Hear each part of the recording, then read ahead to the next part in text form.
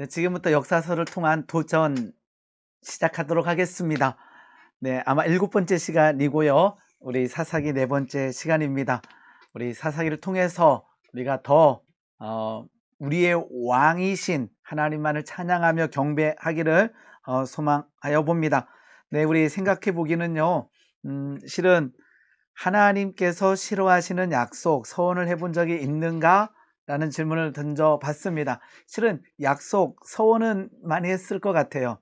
그런데 하나님께서 싫어하시는 약속, 이 말은 뭐냐 그러면 하나님의 마음과 전혀 다른 그러한 약속. 예를 들어서 하나님 제가 헌신하겠습니다. 이 말은 뭐 하나님의 마음과 다르지는 않을 것 같아요.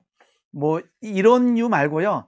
전혀 하나님의 뜻과 어긋난, 아마 눈치채신 분들도 있겠지만 오늘 사사 입다에 대해서 배울 텐데요. 입다가 이제 가장 먼저 만나는 그 사람을 번제로 드리겠다라고 하는 서원을 하게 되잖아요. 그때 딸이 나오게 되고, 그 잠깐 이따가 한번 살펴보도록 하겠고요. 이러한 이유 때문에 이러한 질문을 던져보게 됩니다. 뭐 서원은 지켜야 된다라고 하는 이러한 질문에 아멘 하실 분들이 많겠지만, 하나님의 뜻, 즉 하나님의 말씀과 전혀 어긋나는 그러한 약속, 이렇게 했을 때는 어떻게 하실런지요? 약속이기에 지켜야 한다라고 주장하시는 분들도 있겠고, 하나님이 싫어하는 것, 즉 하나님의 마음과 다른 그것을 연약한 인간이 했기 때문에 실은 지키지 않아도 괜찮다라고 말씀하시는 분들도 없지 않아 있을 것 같습니다. 우리 레위기 27장 2절부터 4절 잠깐 보고 가겠습니다. 이스라엘 자손에게 말하여 이르라. 만일 어떤 사람의 값, 즉 어떤 사람을 드리기로 했는데, 서원했는데 실은 사람을 인신 제사로 드리면 안 되잖아요. 그것은 하나님의 뜻에 어긋난 일이기 때문에 여호와께 드리기로 분명히 서원하였으면 너는 그 값을 정할지니, 내가 정한 값이 20살로부터 60살까지는 남자면 성수의 세겔 은 50세겔로 하고, 여자면 그 값을 30세겔로 하며 속전하라 그러는 거거든요. 이렇게 하나님께서는요, 여러 가지 이제 방법들을 해 놓으신 것 같아요. 어쨌든지 간에 오늘 이제 우리 그 사사기 내용들을 잠깐 보도록 하겠습니다. 네, 우리가 성경에 기록되어 있는 사사는 우리가 보통 이제 12명이라고 합니다. 우리 온니엘로부터 시작해서 왼손잡이였던 에훗, 여선지자 드보라, 그 다음에 포도주 틀에서 밀을 타작하던 겁쟁이, 그러나 용사라고 불러주셨던 이제 우리 기드온, 그 기드온의 아들 아비멜렉은요, 사사에 들어가진 않는데 성경에는 좀 많이 기록되어 있습니다. 밑에 있는 이들보다 더 아비멜렉에 대한 이야기가 길게 내용이 있어서 오늘 잠깐 살펴보도록 하겠습니다. 그리고 이제 입다가 있고요, 우리가 삼손이 있는데 오늘 아비멜렉과 입다에 대해서 좀 나눠보고자 합니다.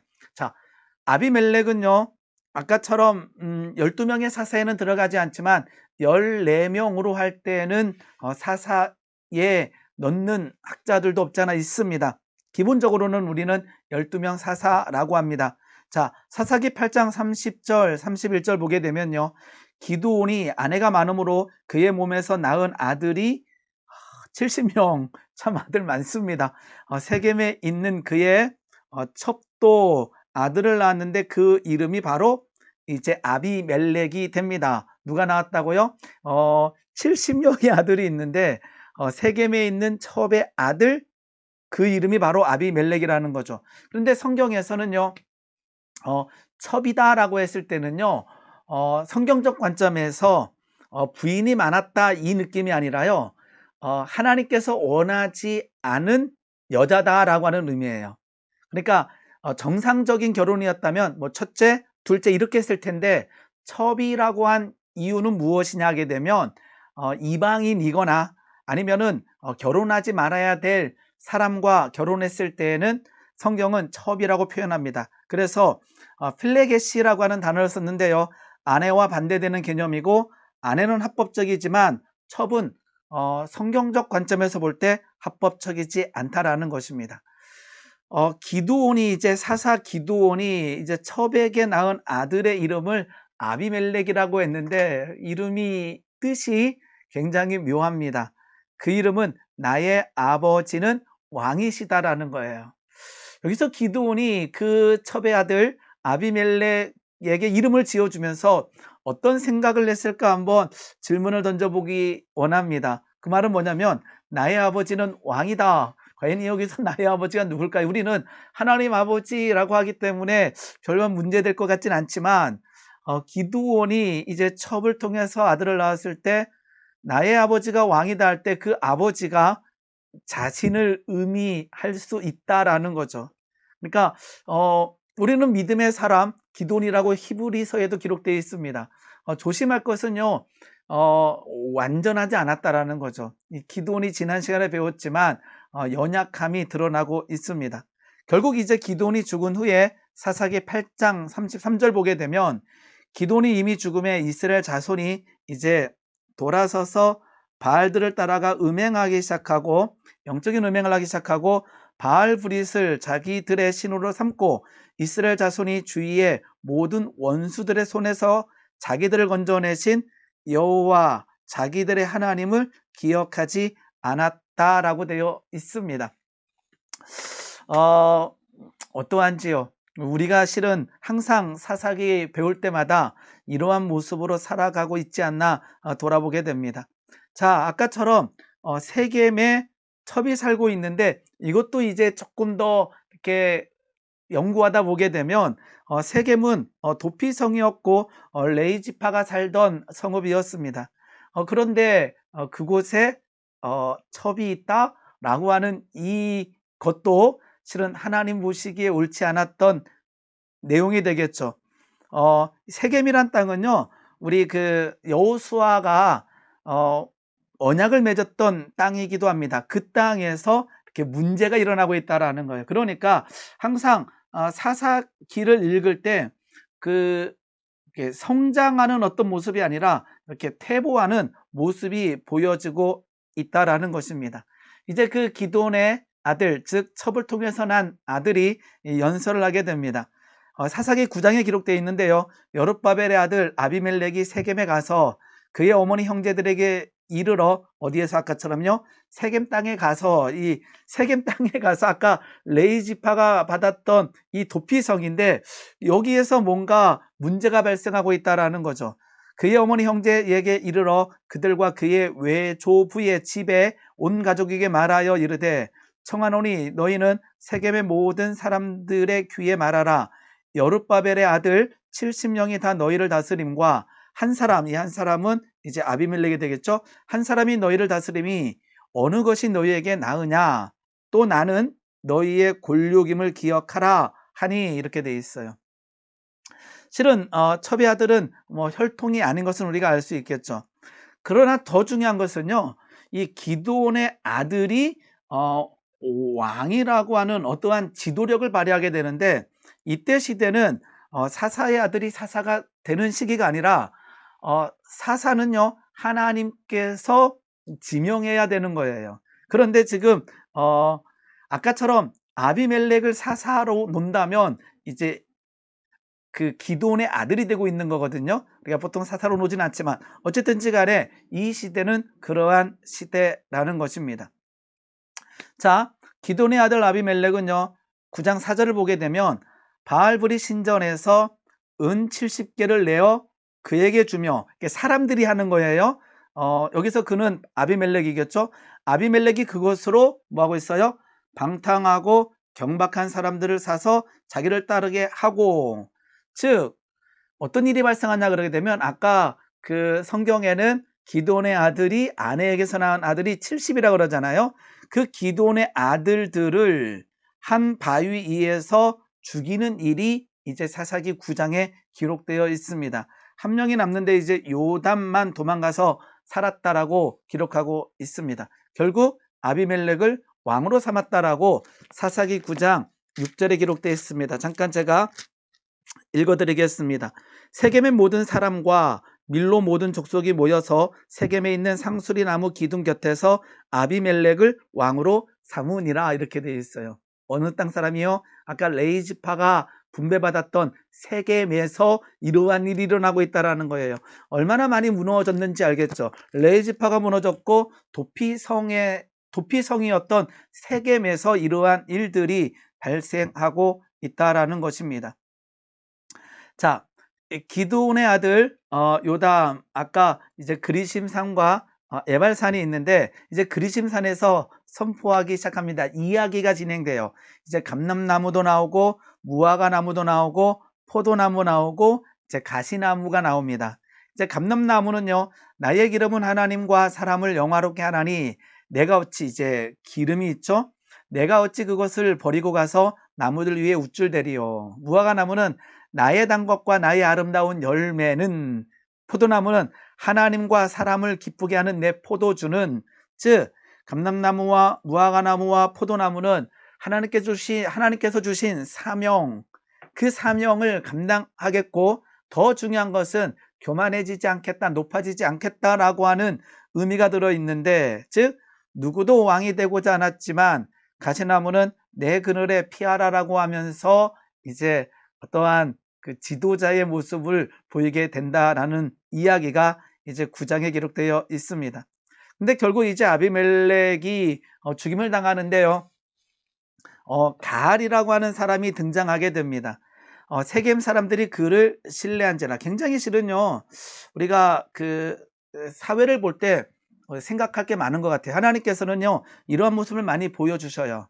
아비멜렉이 그렇게 세겜 사람을 설득해서 왕이 됐지만 결국 가알이 등장하면서 세겜 사람들은 그 가알을 신뢰하게 됩니다. 그리고는 가알이 아비멜렉을 저주하는 내용이 성경에 기록되어 있습니다.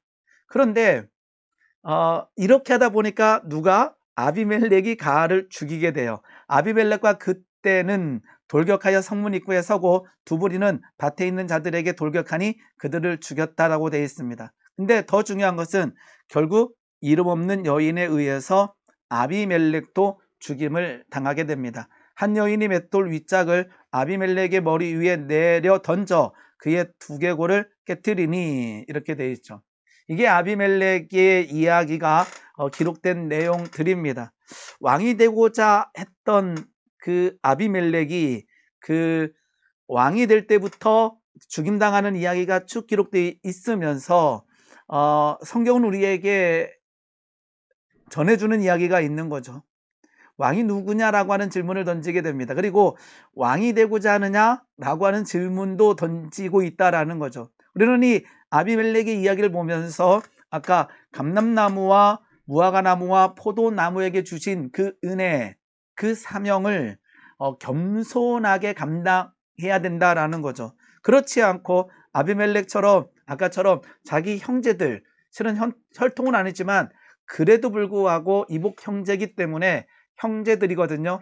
그들을 70명의 한 바위 위에서 죽이는 일이 그 기드온의 가정에서 이루어지게 됩니다. 지금 기드온은 없지만 그 하나님의 역사에 순종했던 기드온을 본다면 참 그 이후에 일어나는 일들은 안타깝지 않을 수가 없습니다. 그런데 우리가 지난 시간에 봤듯이 그 가정의 올모가 됐던, 기드온 가정의 올모가 됐던 것은 실은 기드온이 버리지 못한 모습이 있기 때문이었죠. 네, 그렇습니다. 자, 그러면서 이제 우리가 많이 들어봤던 이제 입다가 그 다음에 나오게 됩니다. 자, 사사 입다의 부르심, 입다를 부르실 때는요, 기본적으로 이게 나와요. 이제까지는 그들이 또 하나님 앞에서 죄를 범하고 주변의 어떠한 나라들을 통하여 문제가 일어나고 그 어려움으로 인해서 이스라엘 백성들이 부르짖고 하나님께서 그 부르짖음을 듣고 사사를 세워서 구원하셨다라고 하는 이런 패턴이 있는데 여기서 깨지기 시작합니다. 사사 입다가 나타날 때는요, 이스라엘 백성들이 하나님 앞에 부르짖지만 하나님께서 응답하지 않으시는 내용이 기록되어 있습니다. 이제 사사기 10장을 한번 보겠습니다. 한번 먼저 그 입다를 부르시는 내용을 한번 보도록 하겠습니다. 이스라엘 자손이 다시 여호와의 목전에서 악을 행하여, 우리가 많이 봤던 내용이죠. 보게 되면요, 얼마나 무너졌는지 알 수 있습니다. 바알들과 아스다롯과 아람의 신들과 시돈의 신들과 모압의 신들과 암몬 자손의 신들과 블레셋 사람들의 신들을 섬기고, 지금 동그라미가 7개 쳐져 있네요. 그냥 이 신 저 신 다 섬겼던 것 같아요. 그러니까 아까처럼 엄청나게 지금 무너진 시대를 지나고 있다라는 거죠. 결국 여호와를 버리고 그를 섬기지 아니함으로 여호와께서 이스라엘에게 진노하다. 이 패턴은 똑같죠? 악을 행했는데 그 악의 내용은 이방 신들을 섬긴 거다. 하나님을 섬기지 않았다. 하나님께서 진노하시고 그들을 파실 때에 18년 동안 억압하였더라. 그래서 이스라엘의 공고가 심하였다. 여기까지는 우리가 사사기에서 많이 봤던 패턴입니다. 그리고는 여호와께 부르짖습니다. 우리가 하나님을 버리고 범죄하였습니다. 회개도 하네요. 그런데요, 이렇게 되어 있습니다. 너희가 내게 부르짖음에 내가 너희를 그들의 손에서 구원하였거늘. 이제까지 하나님께서 그렇게 하셨다라는 것입니다. 너희가 힘들고 어려울 때마다, 너희들이 공고와 핍박을 받을 때마다 내게 부르짖을 때에 내가 그 부르짖음을 듣고 내가 너희를 그들의 손에서 구원하였거늘 너희가 나를 버리고 다른 신들을 섬기니. 이제 그 다음 패턴이 뭐예요?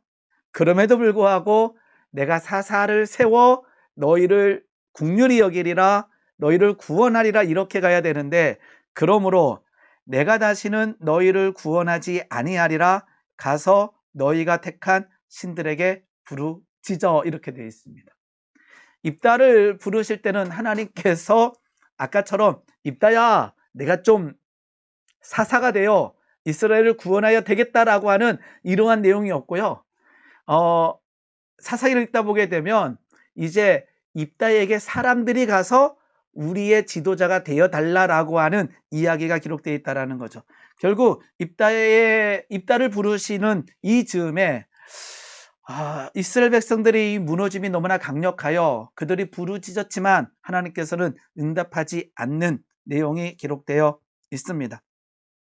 자, 우리 사사 입다는요, 실은 제가 입다를 좋아하는 이유 중에 하나가 그의 태생이 굉장히 힘겨웠다라는 것입니다. 아까 우리 아비멜렉 다음에 지금 입다 이야기를 배치했어요.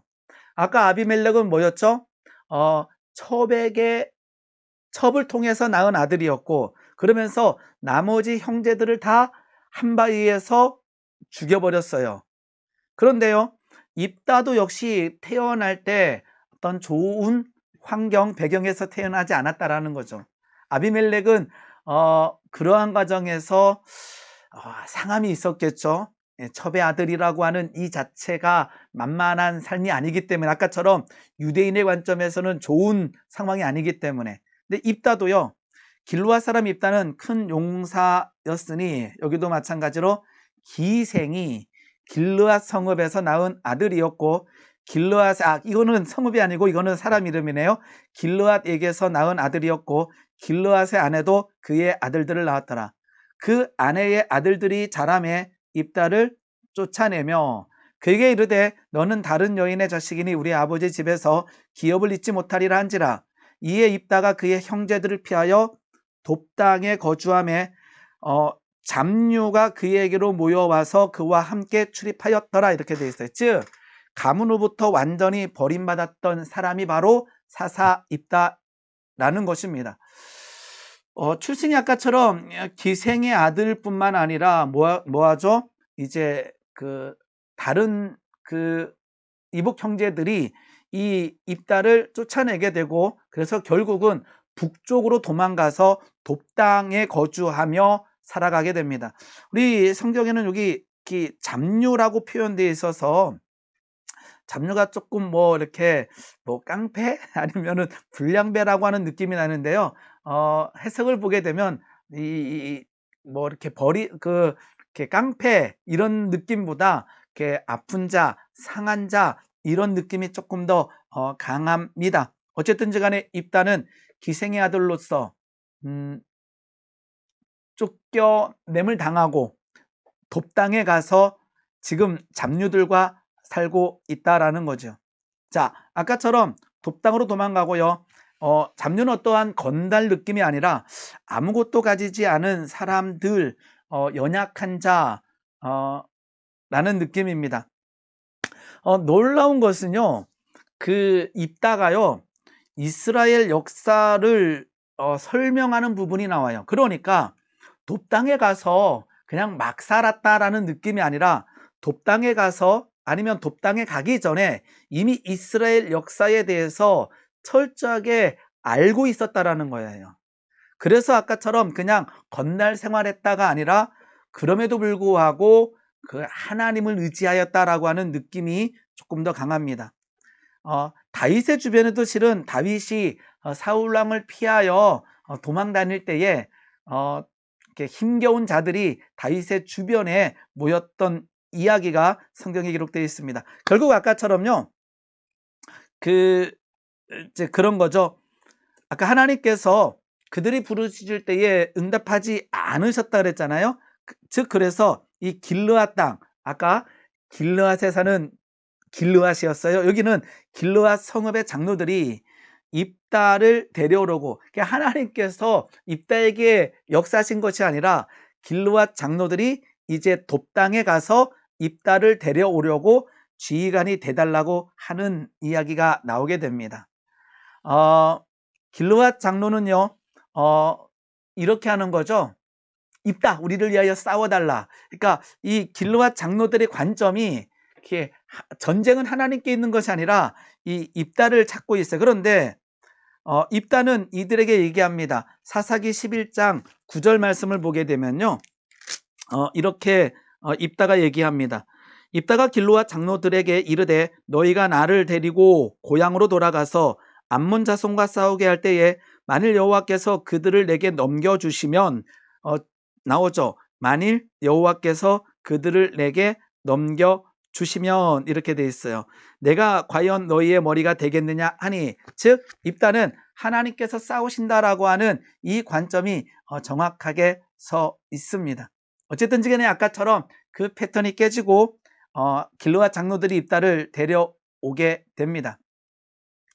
자, 다시 입다를 보게 되면요, 그가 열 것이다, 그가 자유케 할 것이다 라고 하는 의미가 들어 있습니다. 이제 아까 암몬이 괴롭히고 있잖아요. 암몬이 괴롭히고 있는데 암몬과 싸워서 이기기 전에 이렇게 담판하는 내용이 나와 있어요. 이게 외교적 협상인 거죠. 그래서 암몬이 이제 입다에게 얘기합니다. 야, 이 땅 우리 땅이야. 역사적인 관점에서 이 땅 우리 땅이야, 내놔 라고 할 때 이때 입다가 연설을 하는데, 이제 담판을 벌이는데 이 출애굽의 역사에 대해서 정확하게 설명합니다.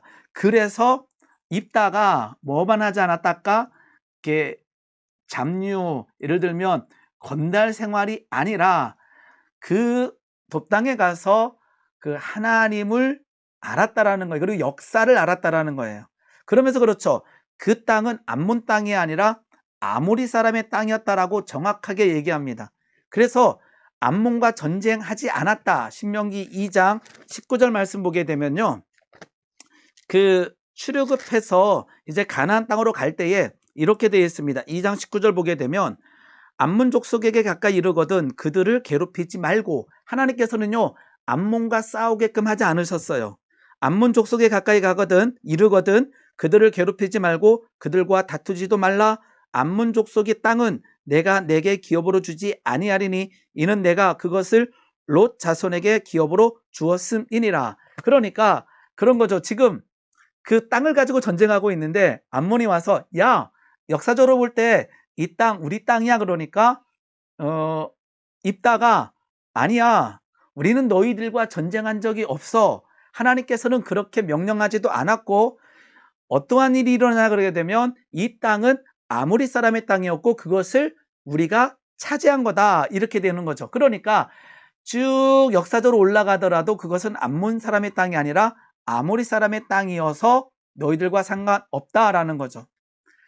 그리고는 결국 여호와의 영이 임하였다라고 하는 표현이 나와 있고 승리하게 됩니다.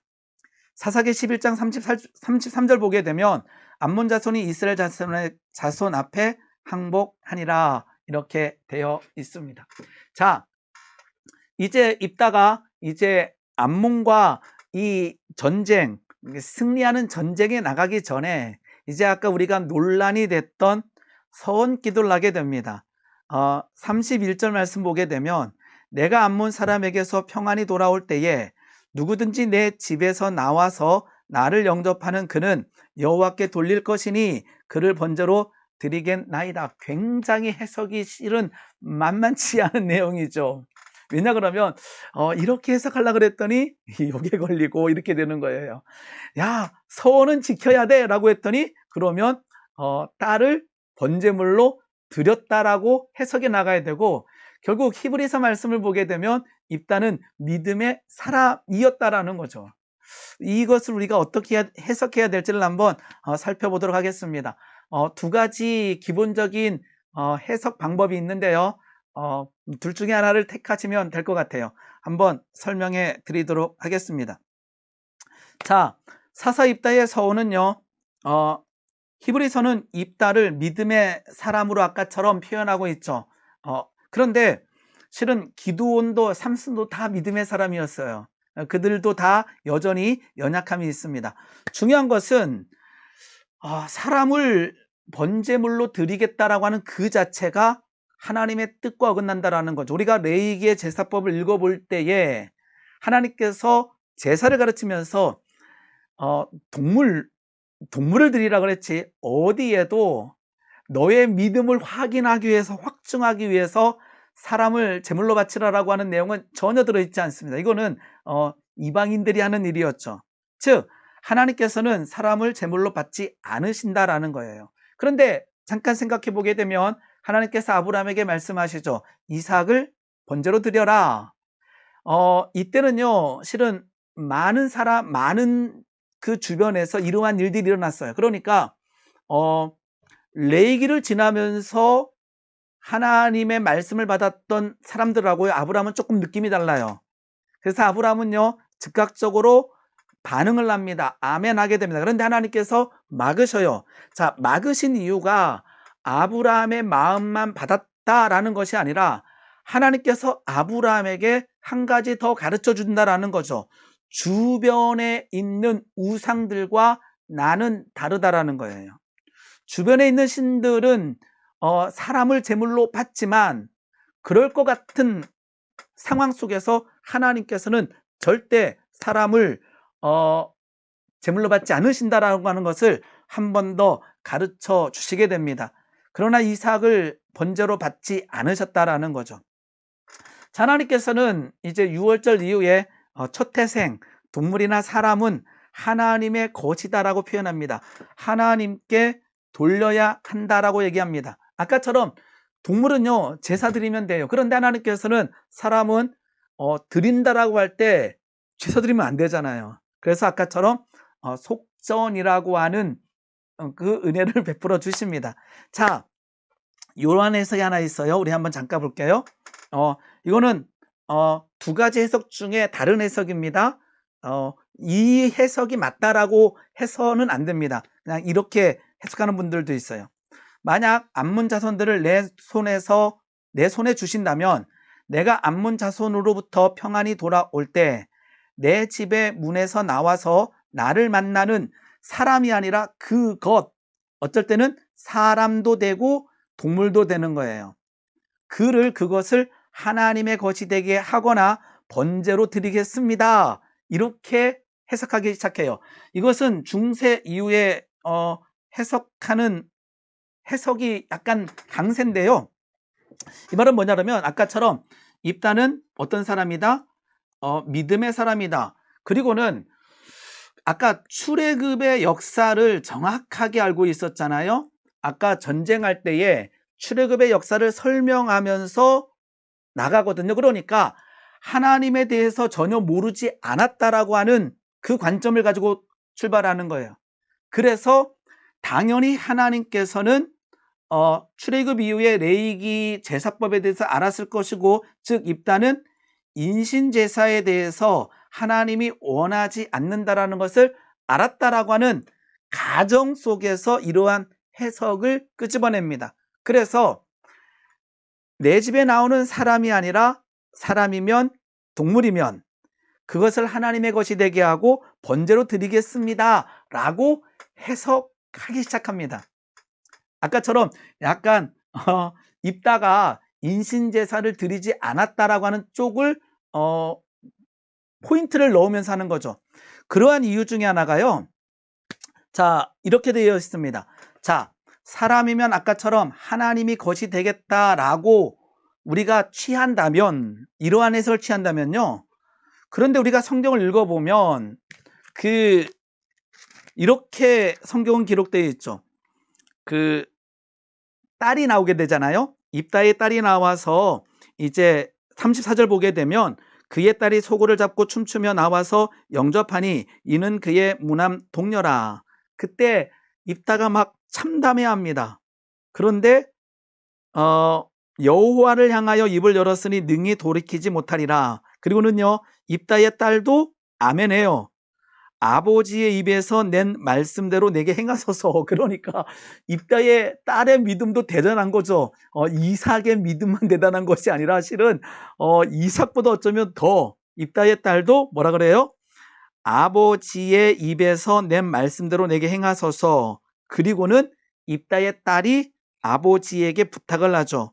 이 일만 내게 허락하사 나를 두 달 동안 버려두소서. 내가 내 여자 친구들과 산에 가서 나의 처녀로 죽음을 인하여 애곡하겠나이다 하니 그가 이르되 가라 하고 두 달을 기한하고 그를 보내니 그가 그 여자 친구들과 가서 산 위에서 처녀로 죽음을 인하여 애곡하고. 자, 우리 성경에는 어떤 단어가 나와 있어요? 나의 죽음으로 인하여 애곡하겠나이다. 산 위에서 처녀로 죽음을 인하여 애곡하다라고 되어 있어요. 자, 이러한 해석이 왜 나왔냐 그러게 되면요. 자, 아까처럼 이 전통적인 관점에서 입다는 뭐 했고 서원을 했고 번제물로 드렸다라고 하는 이거를 그대로 취한 거예요. 그러니까 당연히 딸은 뭐 했다? 죽었다라고 된 거죠. 그런데 성경 히브리 원어를 보게 되면 죽음이란 단어가 여기 없어요. 죽음이란 단어가 원어에는 없어요. 그러니까 우리 그 성경을 번역하신 분들이 아까처럼 이 입장을 취하고 당연히 죽었다라고 이제 의역을 하게 되는 거죠. 즉 나의 처녀로 죽음 이것이 없다라는 거예요. 성경 언어에는 죽음이란 단어가 없다는 점을 우리는 알 필요가 있다라는 거예요. 그래서 원어에 약간 가깝게 하게 되면 처녀됨을 통곡하겠습니다. 산에 가서 처녀됨을 통곡했습니다. 이렇게 되는 거예요. 그러니까 우리 성경에는 처녀로 인하여 죽음, 처녀인 상태로 죽음을 인하여 애곡하고 그 죽음을 인하여 애통했다라고 나와 있는데 원어에 가깝게 하게 되면 처녀됨을 통곡하겠습니다. 이렇게 되어 있는 거죠. 그래서 아까처럼 이러한 해석을 따르지 아니하고 번제물로 드린 것이 아니라 이렇게 해석하는 거죠. 결국은 성막에서 일하는 자로 드렸다. 즉 평생 처녀로 살았다라고 중세 이후에는 요 해석을 많이 취하기도 합니다. 자, 두 가지 중에 한 가지라 그랬어요. 아까처럼 또 한 가지는요. 아까 서원 기도할 때 31절에가 아마 서원 기도일 거예요. 사사기 11장 31절에가 아까처럼 내가 그를 번제물로 드리겠습니다라고 할 때 그 기도의 출발점은 뭐가 있냐면 여호와의 영이 입다에게 임하시니 이렇게 되어 있는 거예요.